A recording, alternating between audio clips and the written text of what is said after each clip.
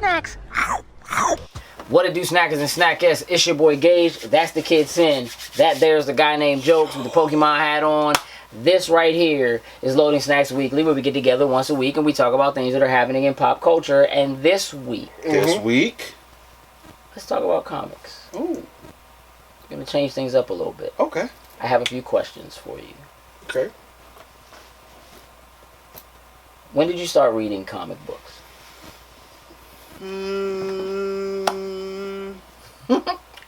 It's a hard question. I would say, yeah, because I wasn't always into comics. Yeah. I would probably... Seriously, when would you say that you got to the point where you would consider yourself High school. collecting comics? High school. High school. Probably closer to the end of the high school round. Really? So, like senior? Yeah. Okay. What did that? Why did that happen? It became... I got to the point where... Obviously, a lot of the comic movies and things were coming out. I knew about, like, say, for instance, like an Iron Man, things like that. I knew of Iron Man, but I wasn't into, like, reading the comics or whatnot ever. More in that world. But once the movie started coming out, it was kind of like, you know what? I kind of want to go and start looking at some of the history of him from the comics. Because, like, I knew things were different. And I was like, I think I want to go ahead and try to start doing this. You're one of those people that, like, the movies worked on. I think it worked on me a little bit more. Also, it may have been a part of the fact that I started working closer to the last year, so I had money, so I could actually just go out and I could buy them myself. Versus, Mom, can we go to the comic book store? Where is there even a comic book store near here? Well, that also is probably a thing. As you were coming out of school, like, comic book stores were sparse by comparison. Oh yeah. When did you start reading comic books? First, I just say the fact that he saw the movies and that got him into comic books. Like it was different. Wow. Well, let me put it this way. Now, I watched, like, say, Spider-Man, the 90s Spider-Man cartoon. I watched the Iron Man cartoon, the Fantastic. Like, I watched all those. But I wasn't going out and buying comics. They were dope, don't get me wrong. But I don't know, maybe it was because Pokemon phase was enough. Pokemon phase for me was at that point in time, so that was kind of where More important. my attentions were at. Well, what I'm gonna say is that he's in that age group of people that probably actually knew anime more than they knew American comics and comic books. I would agree with that. Because at that time, like, Toonami was a thing. It was infecting our youth.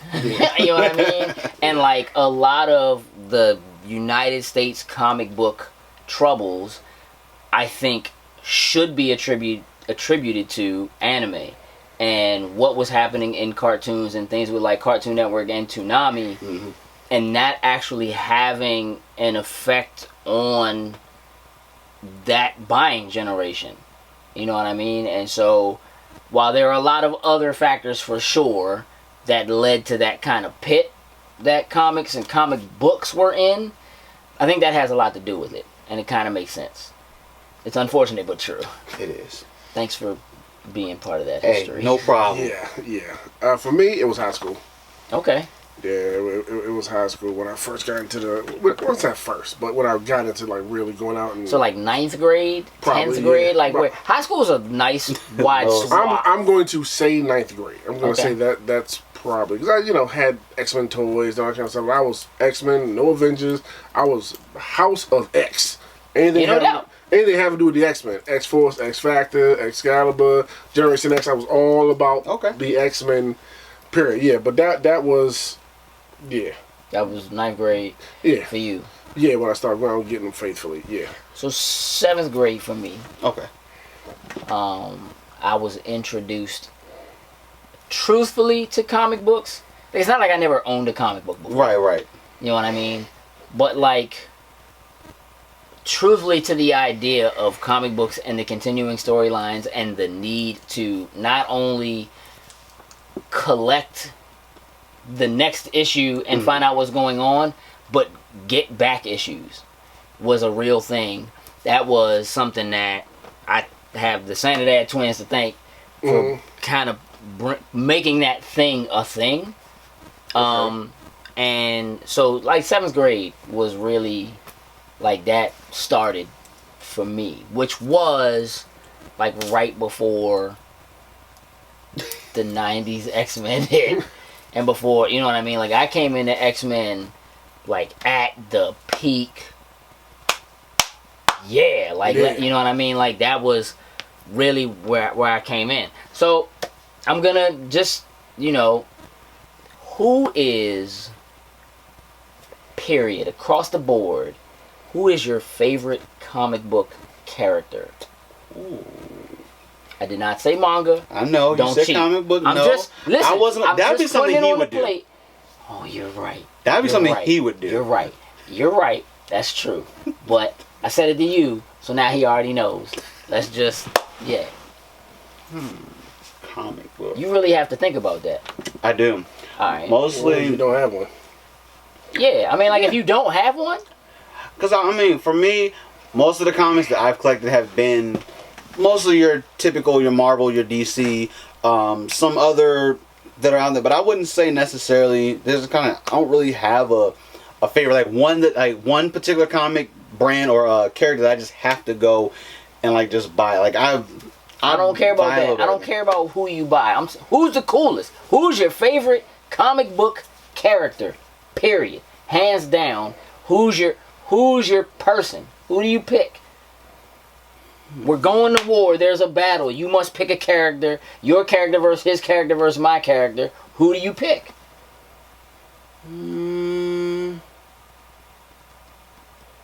Pika. Pika. No comic, no. See, how you gonna tell me don't cheat, but then you go straight to that? I know what you're thinking. I'm just saying what you're thinking. You're trying to see how I'm gonna justify somehow and say Pikachu to go. I don't know. I would say I really don't know. All right, that's cool. I really you don't have know. one. Your favorite comic book character? Gambit. Done. Damn, okay. Hands down. Period. That's the guy. That's it. Gambit. Y'all already know. Do I have to tell y'all? No, you Do I have to tell you? I mean, you can tell them. If you don't know, just you in case should for by a new now. viewer. I mean, Maybe somebody new. We may have a new viewer. Just let them know. Spider-Man. Now, and we kind of already know, but your favorite X-Men character, period, across the board. Oh, I go Wolverine. He, watch out. He might swing on you. I know. He might swing on you. I know. Gambit or Rogue? Rogue. Rogue. Yeah. Okay. That's interesting. Because they're both X people. Yes, they are. But Gambit's your favorite overall. Yeah. But she's your favorite X person. Yeah. How's that work? How's that work? Truly, I just love both the characters. Like, I've always been big, huge fans of both of them. When they got together, that just threw it in the stratosphere for me. Sure. Like, just...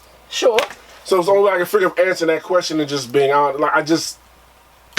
You know me, I'm just difficult. Like, for sure. For sure. You know, Iceman is my favorite. Yeah. Yes, I know. Period. Yes, I know. That's partially because of Spider-Man, but that's I a whole other thing. He's also like the most powerful. Anyway, so here's the thing. Favorite Justice League member? Batman. Wonder Woman. That's interesting. I think I'm gonna say Wonder Woman. I don't know why, but I think Wonder Woman though. You think? It's not Soups.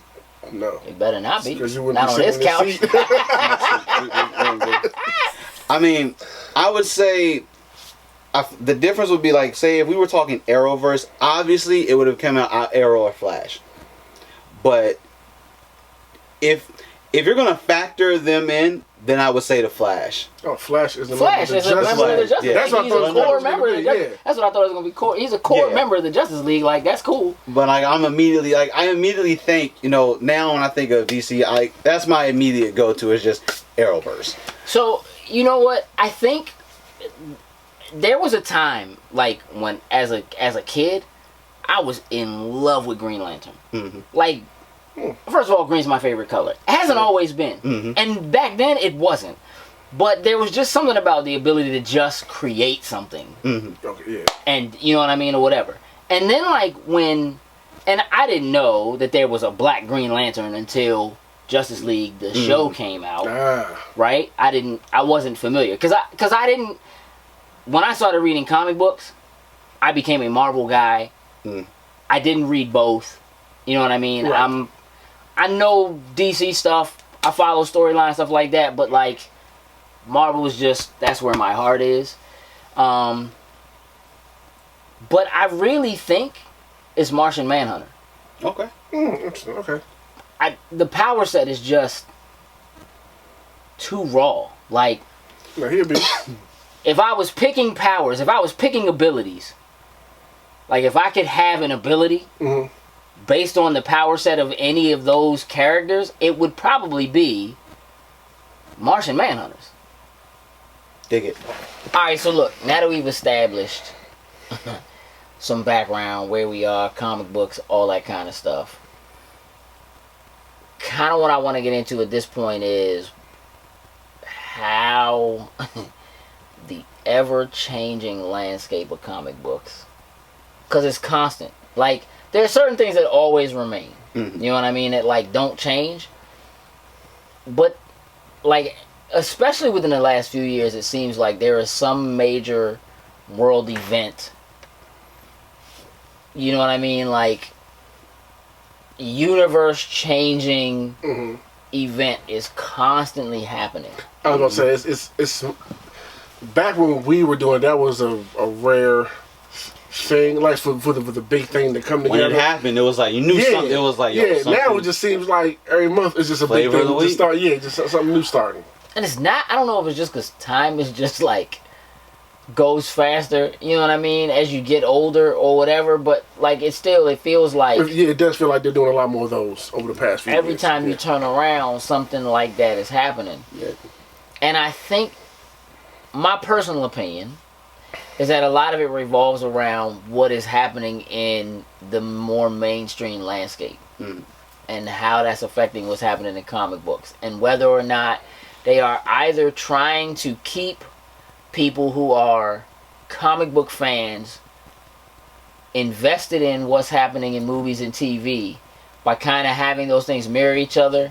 So you keep that, I'm interested because I kind of know what's going to happen, but I want to see what kind of twist they put on it. And trying to pull in new readers, you know what I mean? So and giving them familiar characters and storylines they're familiar with, putting those into the comics as well. It's just trying to make that, trying to find the best way to make that blend together. Exactly. So, one of the big things that's going on right now, Powers of X, House of X, which is making some major changes without making major changes. It's an odd thing, which is something that I want to say, that there are a lot of great writers in comic books who have done that kind of a thing. This is one that, like, sneakingly makes a major change that allows for a lot of the common threads to remain the same. So I don't know how familiar you are with what's going on with, like, House of X, Powers of X. House of X is kind of more important than Powers of X right now. It's not more important. They're tied together. But what's happening with House of X right now? If you think about, you're familiar with House of M.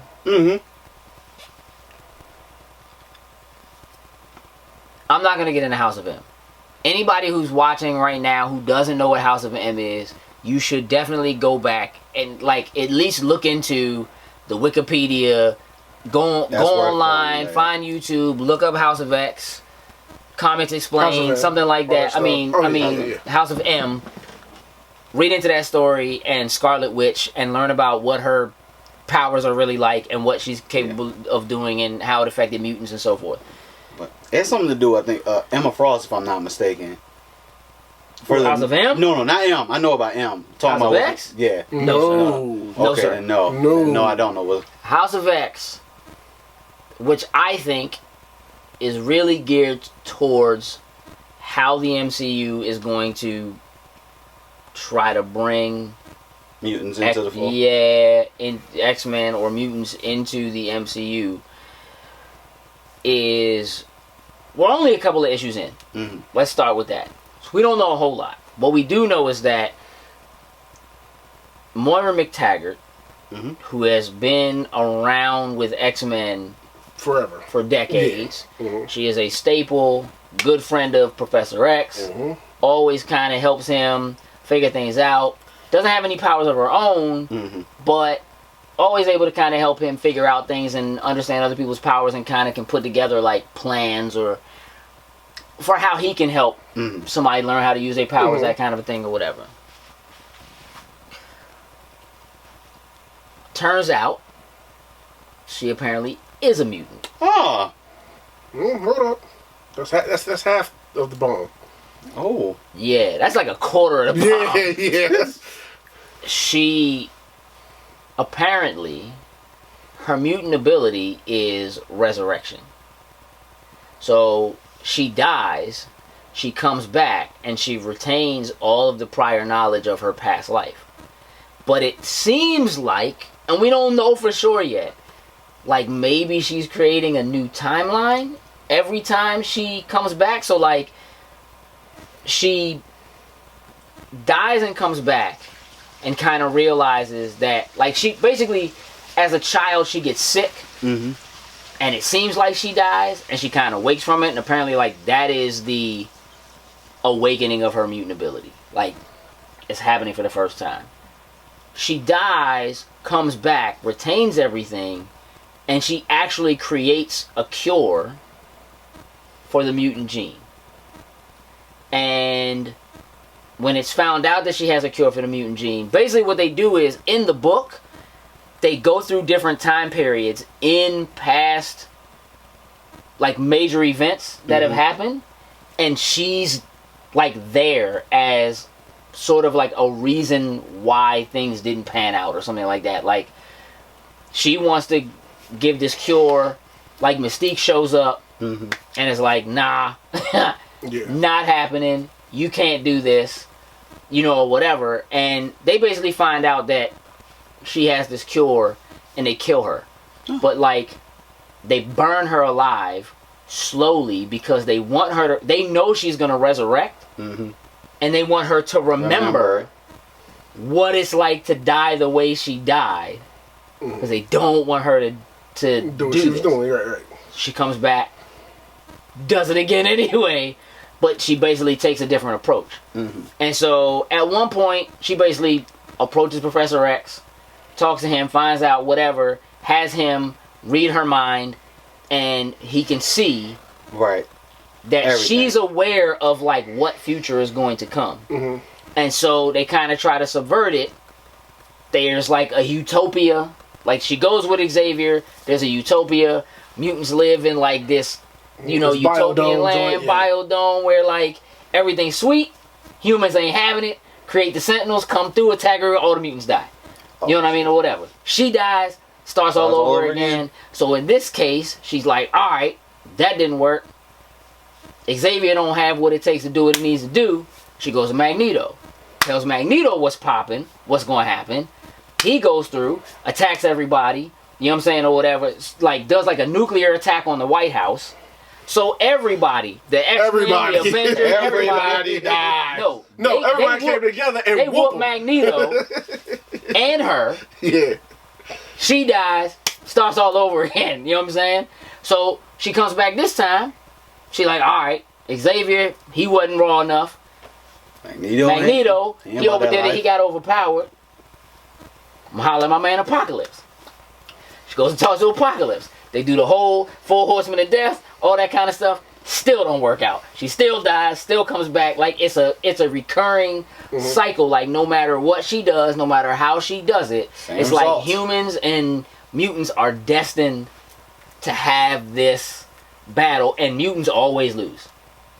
Like, and so, like, this idea that, like, the future can be redone or undone or done a different way constantly, just based on her, like, if she the question is, like, if she dies and comes back and remembers everything, does the timeline that existed before, is that just gone?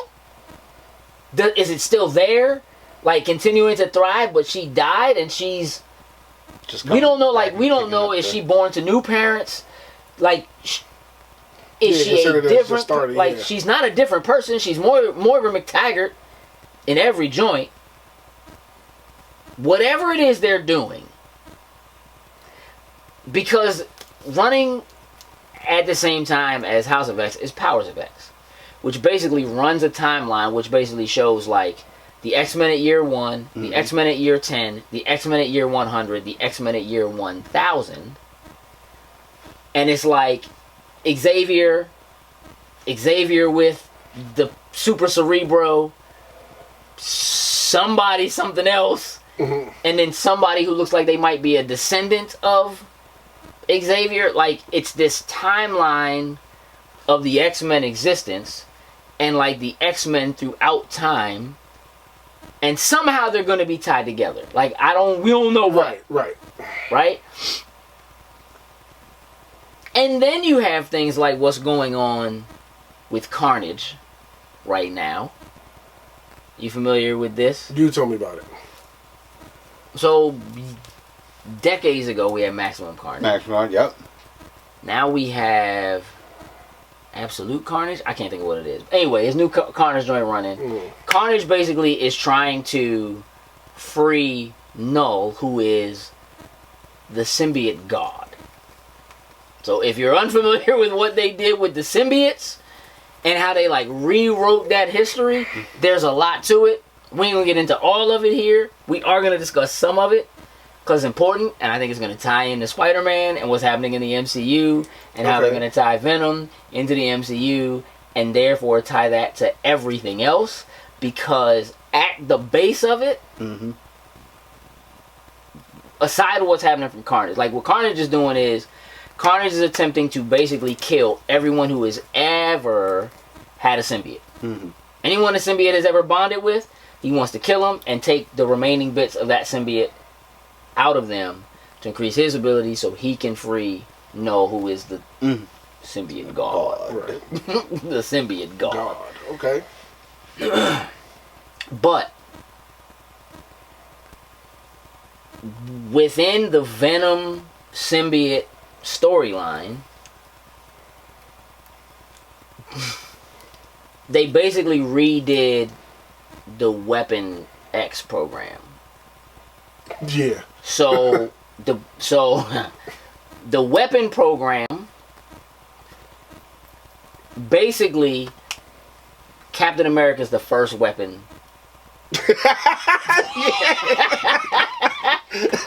And Wolverine is the 10th. Yeah. But the symbiotes are tied to that. They were also a part of that program. So it turns out, the way they wrote it is, Captain America was, the Super Soldier program was the first weapon program. And the idea was, make him the first weapon, send him into the war to see how it goes, right? And if it goes well, we'll produce more, right? And the idea was, we'll produce more soldiers, we'll rewrite his brain, so he won't remember doing whatever, and we'll use them to hunt mutants. But of course, the creator of the serum died, and then Captain America got frozen. So the program kind of changed up, and they went through doing other iterations of it throughout other wars. At one point, the symbiotes, they find frozen what looks like a dinosaur that has a symbiote, extract the symbiote, use those to try to have the weapon program, put them on soldiers in like Vietnam. It goes AWOL, Nick Fury gets involved, Wolverine is involved, Wolverine has a symbiote at one point. Like, it's a lot. There's a lot going on here. There's a lot going on here. That just shouldn't be a thing. You're right. Yeah, they are literally just shaking it up and just let's go. Yeah, let's go. Right. So so Captain America basically finds out that he was the first in that line of weapon programs. Wolverine was the 10th. Now they moved on and they're on like the 13th. So they got this new character who's like the 13th weapon, who is like showing up and kind of giving them all this information, like, you know, whatever. They are changing some things. Oh, wow. That's not something. That's major. But it's Venom's really the only one who gets gets a change that changes the undoes what it was. Like Captain America, everything that he did, everything is like all still the same, with the exception of the fact of the intention of the program just being that like you didn't know, even other people didn't know that that's what the actual intention of the program was. Yeah, Howard Stark was working for the Weapon X program. Apparently. I mean, apparently. So the question is, we seen in that screenshot. It was a couple clues and stuff in there, like Luke Cage's headband. Yeah, like he's one of the weapons. Yeah, he was one of the weapons. He's one of the weapons. Yeah. Yeah, it's real out here. It's real out here. It's real out here. The Power program. Yep. Power Man. That's part of. He's one of the jumps. Yeah, it's real. We got some work to do. So my question is, all the members get their own group and their own. What does this mean for the MCU? Oh man, is this? We got Venom 2 coming. Right, and it's a vastly different story than what we already knew the original Venom story to be. But that story is so different now in the comics from what it was originally anyway. There's tons of symbiotes. The symbiotes that got away from the planet and went off-world and formed their own joint, and they're all like good guys. The symbiotes that were part of their weapon program never got away. So they stayed this kind of evil, hungry, whatever. With a new Venom movie coming, with the idea that we know that they want to at some point tie this Spider-Man with Venom, with the fact that they're doing like callbacks to Civil War by having, spoiler alert, Peter Parker's true identity revealed at the end of the last movie, right? That's a very Civil War straight up ass move. Yeah. Right there. Immediately everybody he knows is in danger. Yep. That straight means up. They can invoke not only the Sinister Six and have those people going after Aunt May and his friends and whatever, but they could bring Kingpin in, who is no longer a thing because the Netflix joints are gone. Yes. I'm just saying, like, things that are happening in the comic books and if they do that, if Venom is tied to Wolverine, to Nick Fury, and we talking old white Nick Fury, we ain't talking like Hasselhoff. Yeah, we talking Hasselhoff Fury. You know what I mean? Life model decoy Fury, because Fury's old. Like, he takes the serum or whatever to stay young. But they undid that years ago, like, where he's old because he hasn't been able to take the serum. So all of the Nick Furies that you've been seeing throughout time have been life model decoys anyway, for the most part. Like, it's a lot. And that's not different from Nick Fury being in space with the Skrulls and sending Skrulls down to act as him. Place. The fact of the matter is that anytime we've seen Nick Fury in any movie in the MCU, it could have been someone else. Yep. What are you doing right now, Marvel? They're cooking things up. They have plans for the future. They know what they are. And I want to know what they are, and I want to know what you think they are. So what are they doing? Are they gonna? Is this how they're gonna bring the X-Men in? Are they gonna use Venom to tie mutants in? Are they gonna use Moira McTaggart, the non-mutant mutant, to pull in the X-Men? Are they gonna use Scarlet Witch, House of M, Multiverse Madness? What are the threads? What are we talking about here? How can there be a Thor 4 that takes place before Guardians 3 if Thor's with the Guardians already? And that movie's coming out before Guardians comes out. And then we get a different Thor. And there's no Mjolnir. Back to your original question, what are they doing? What are they doing? Oh my gosh. The truth of the matter is, we don't know because it's just started. But we can speculate. And we can speculate and have fun with it. So much of the fun is what. And then we'll be so wrong. And then what ends up happening becomes the most ludicrous, out of this world, far-fetched. It's either gonna be Scarlet Witch that introduces the mutants, or it's gonna be something with aliens affecting people or something like that. That Cap shows up young again, and it's just like, hey guys. Or the Skrulls been around for years. Maybe something. But they have been around for years. They saying maybe it has something to do with them or whatever, and maybe they spread the mutant gene or something. Who knows? You know what I mean? Something like it's so many different ways that Marvel can go to bring mutants in here. The Venom way, they can do that since they have recently just tied it to Wolverine. That's a way to bring them in there as well. So a lot of different avenues to pull this off with. It's just which one is the right way to do it. Mm-hmm. That's the catch. You gotta bring the X-Men in correct if you want to do it. I don't want X-Men.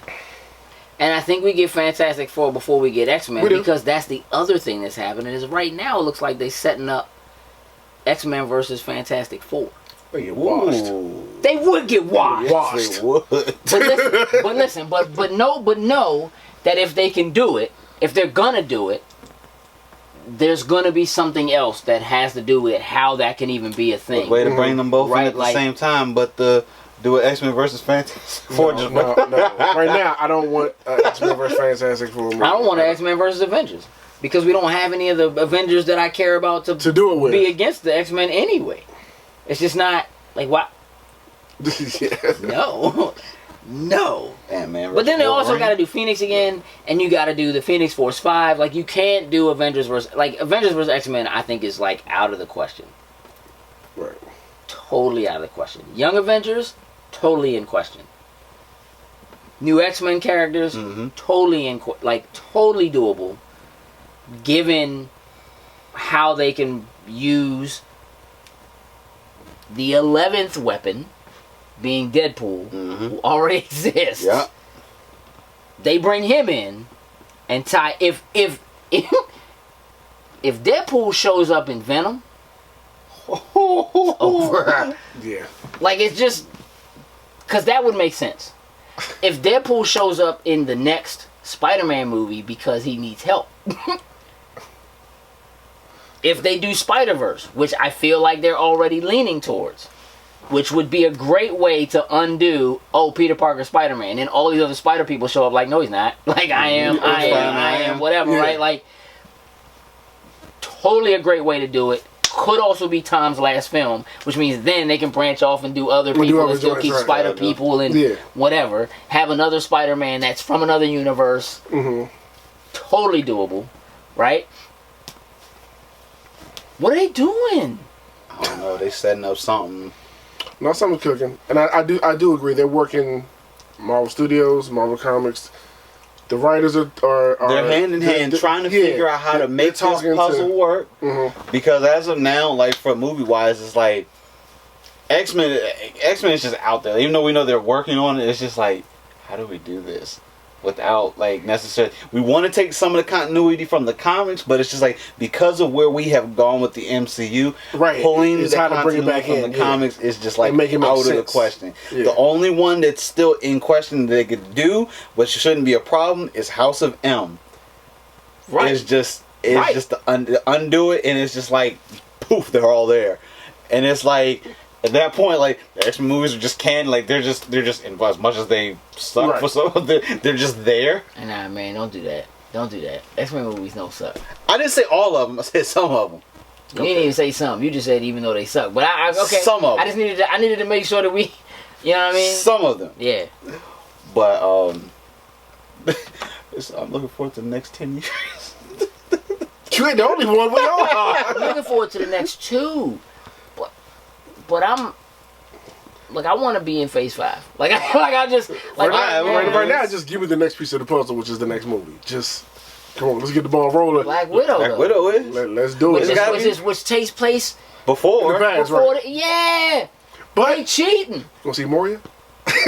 We could.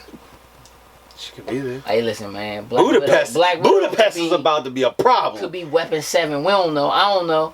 You know what I mean? But like. I don't know who the rest of the weapons are. You know some of them. I'm pretty sure. Yeah. Let's not get into that. Let's do this. Because if they go down that route, then we get X-23, and that's a whole other. Yeah. was a whole other bag of. Yeah, look at your face. Look at your face doing things. Yes, that's all. Yes.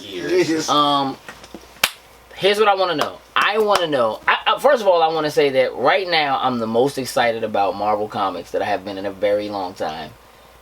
I don't know if it's because it's X-Men. I think it's because it's doing something to X-Men. Mm-hmm. I haven't cared about X-Men in a very long time. I agree. That's one of the things like with time on our side, I would like to go back and catch up on what I've missed with the X-Men. So that's what I love and came up with.